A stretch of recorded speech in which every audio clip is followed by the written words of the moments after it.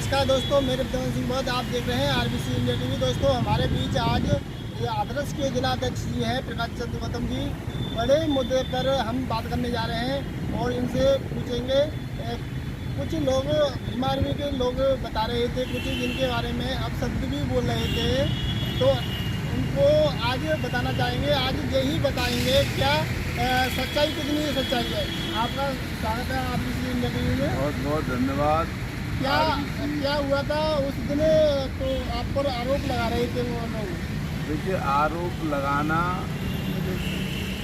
बहुत नाचुस्सी बात है कि मैं किसी पे आरोप लगा दूं। आपने जो वीडियो बनाई थी, आपने उसमें उस बच्चे को ये नहीं पता था कि मुझे किस गिरी। मैं लगातार 4-5-6 दिन से मैं लगातार मीटिंगों में लोग बुला रहे हैं, मीटिंग करा रहे हैं, गांव से लोग जुड़ रहे हैं भाई से। तो मैं उन मीटिंगों में बिजी था, मैंने नहीं देख पाया वीडियो। मुझे किसी ने बताया था तो मेरे पास इतना समय नहीं था कि मैं उन वीडियो को देखूं। फिर मैंने जो है कल शाम को उन वीडियो को देखा और देखने के बाद मैंने उसमें देखा कि एक बच्चे से वो ये कहलवा रहे हैं कि वो उनका नाम ले। अब वो कह रहा है किसका नाम लूँ। अरे कि फिर किसी ने बताया उसको कि इनका नाम लेना है, तब जाके उसने वो नाम बोला है। देखिए, मैं जो वहाँ हुआ था, जो बच्चों ने गाली दी थी बाबा साहब को गाली दी थी, तो उसके परिवार के लोग माफ़ी मांग रहे थे। तो मैंने कहा वीडियो बना के बाबा साहब के माला डाल के पैर छू के और हाथ जोड़ के सभी से माफ़ी मांगनी पड़ेगी और वीडियो बना के देनी पड़ेगी। तो क्या है कि जो लोग बाबा साहब गाली देने वाले हैं, फिर वो दूसरे दिन उनके हाथ जोड़ते हैं, पैर छूते हैं, माफ़ी मांगते हैं। तो ये एक संदेश जाना चाहिए। तो मैंने इन लोगों से ये कहा था कि अगर वो माफ़ी मांग रहे हैं तो क्षमा कर देना चाहिए उनको। अगर वो माफ़ी नहीं मांगते हैं तो फिर वो इंस्पेक्टर साहब मुकदमा लिख देंगे। इनका कहना था वो हमारे आपके बारे में बता रहे थे अध्यक्ष जी, उनको रोक रहे हैं, उनको जेल नहीं जाने दे रहे। हमारा प्रयास है ये बाबा साहब को और भाई चंद्रशेखर आज़ाद को वो गाली दे रहे हैं, तो उनको जेल होनी चाहिए।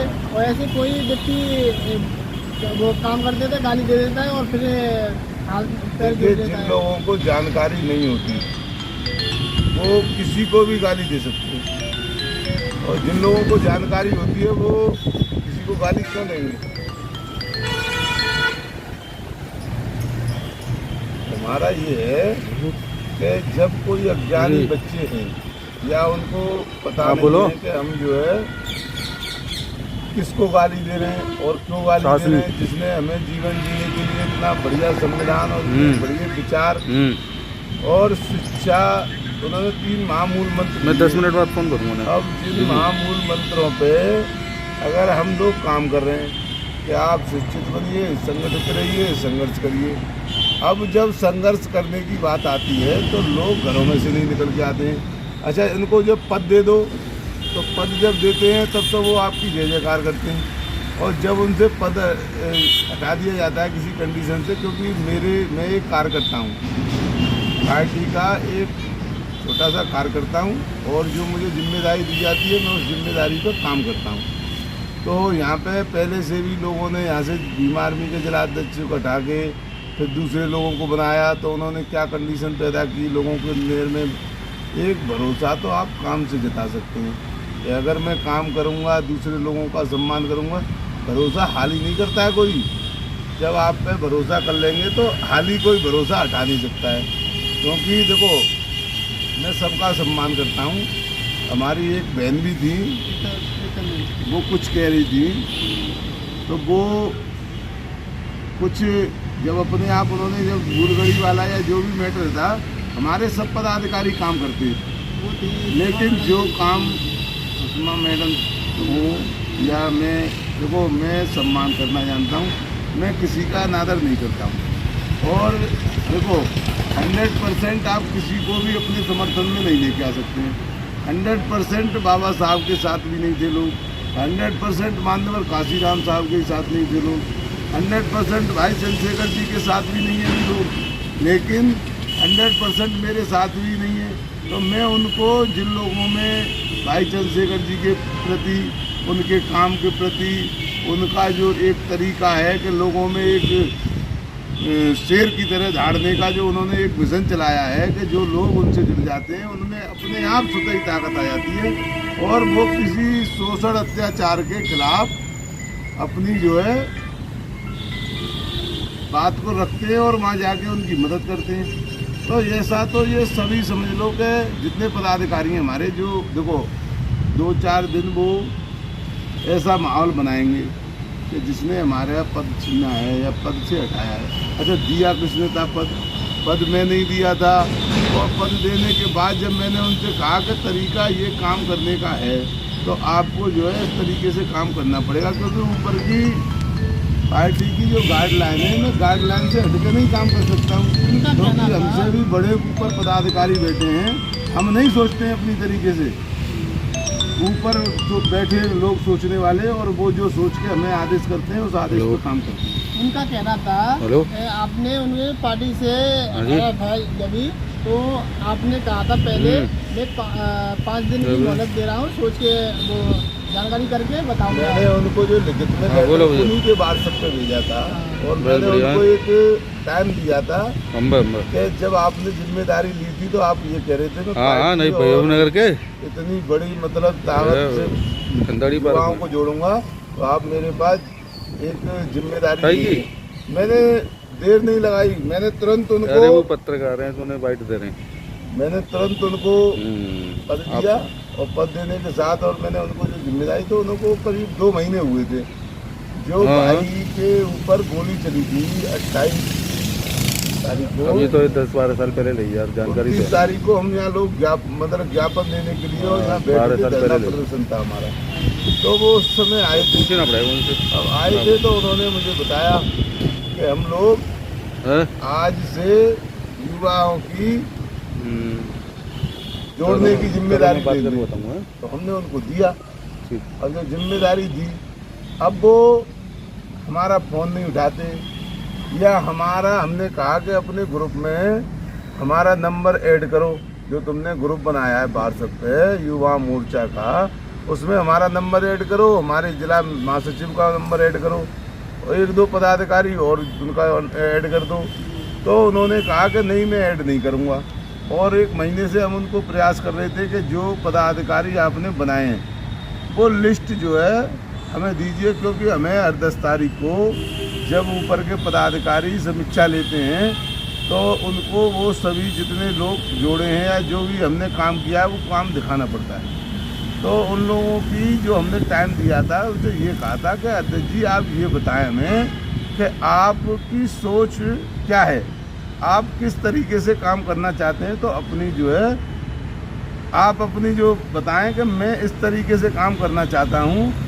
और मैंने उनको जो लिख के दिया था उनके पर्सनल व्हाट्सएप पे भेजा था और मैंने इसलिए भेजा था कि वो मैंने तारीख डाल के और उसकी ऐसा नहीं है कि कोई आदमी, लेकिन उन्होंने दूसरे ग्रुपों में डाल के और उनसे ये कहा कि देखिए मुझसे इस तरह के सवाल जवाब किए जा रहे हैं। तो मैंने उनसे कहा कि भाई सवाल जवाब नहीं है, ये तो आपकी जिम्मेदारी है। अगर मैं किसी पार्टी का पदाधिकारी हूँ और ऊपर के लोग मुझसे कुछ मांगते हैं तो मुझे देना चाहिए। तो उन्होंने दिया, लेकिन उनको ये नहीं बताया कि मैं अगर आपसे पार्टी में काम किस तरीके से करना है, क्या आपके सोच विचार हैं, क्या आप अपनी आइडियोलॉजी रखते हैं लोगों को जोड़ने की, तो वो मुझको बताएं। लेकिन उन्होंने क्या बताया कि जिला अध्यक्ष मुझे ये कह रहा है, जिला अध्यक्ष वहाँ पे मुरसान में जाके मुकदमा रोकने की बात की और ये वहाँ तो ये एक आरोप पत्र दिया उन्होंने। उनका कहना था उन्होंने जवाब मांगा था आपने, तो उन्होंने जवाब नहीं दिया, डायरेक्ट उनको पार्टी से निकाल दिया। 5 दिन का उसमें समय था। जब एक विधानसभा में तो मीटिंग कर रहे हो और उस विधानसभा के ग्राम में मीटिंग कर रहे हो और उसी ग्राम का विधानसभा अध्यक्ष है, तो उस विधानसभा अध्यक्ष को फोन करके वो कह रहे हैं कि आपको मतलब मीटिंग में कोई बुला नहीं रहा है तो आप आना नहीं, ये युवा मोर्चा की मीटिंग है। तो उसने मुझे कहा, तो मैंने कि चलो मैं बात करूँगा, लेकिन इनसे जो ने बात की तो ये जो करे नहीं अध्यक्ष जी ये मेरी पर्सनल मीटिंग है तो आप जो है इसमें कोई हस्तक्षेप ना करें, अगर हस्तक्षेप करेंगे तो भाई ठीक नहीं है।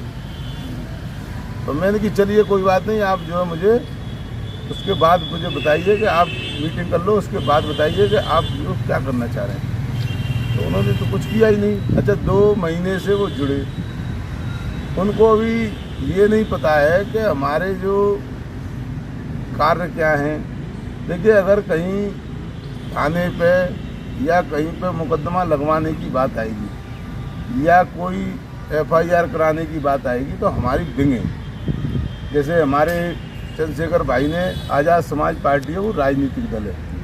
हमारी जो टीम आर्मी भारत एकता मिशन वो हमारा एक सामाजिक संगठन है।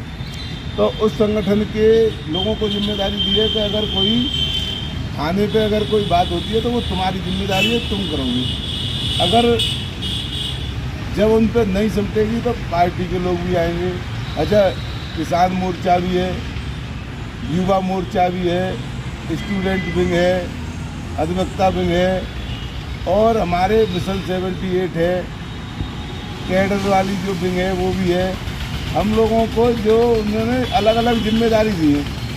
तो जब वहाँ पर कोई थाने पे झगड़ा करेगा और मुझे कोई अधिकारी बताएगा तो मैंने जाकर उनसे पूछा कि अगर आपको 2 बच्चे अगर माफ़ी मांग रहे हैं, उनके परिवार के लोग माफ़ी मांग रहे हैं और माफ़ी मांगने के बाद वो वीडियो बना के और पैर छू के वो माफ़ी मांग के वीडियो भी बनाना चाहते हैं, तो इसमें क्या दिक्कत है? अगर ये वीडियो ना बनाएं वो तो आप जो मुकदमा लिख देना जी।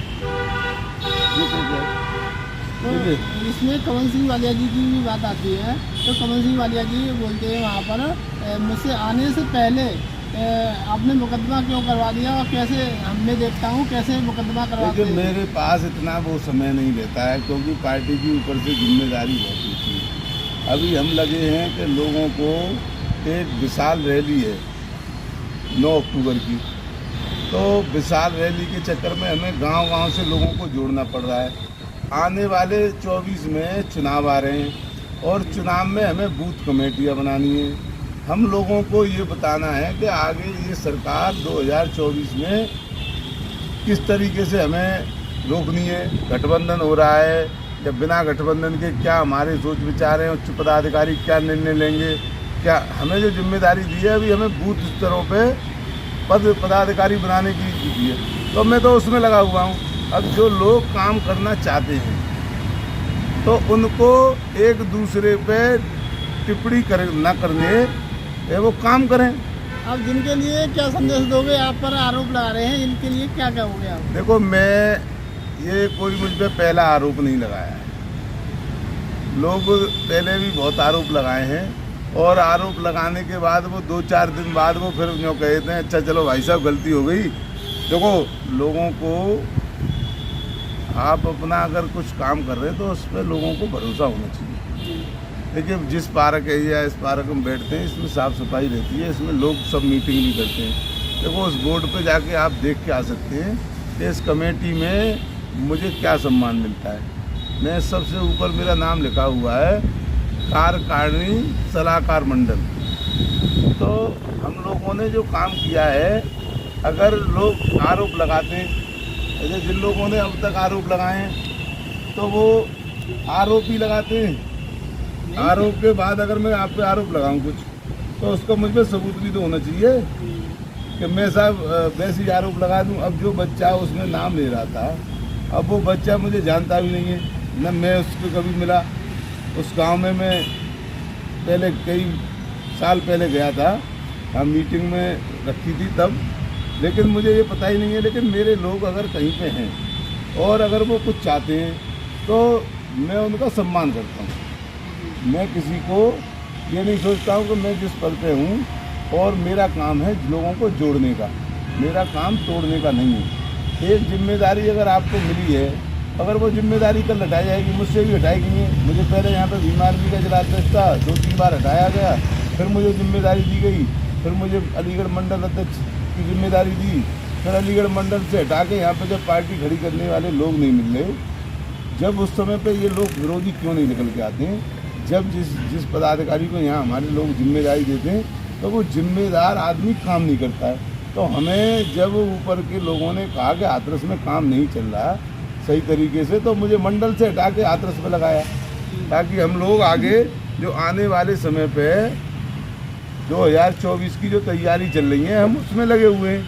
दूसरे लोग क्या कर रहे हैं, देखो मैं अपने पदाधिकारियों से कह सकता हूँ, जो लोग पद पे काम सही से कर रहे हैं मैं उनका सम्मान भी करता हूँ, उनकी हर आधी रात बात भी सुनता हूँ।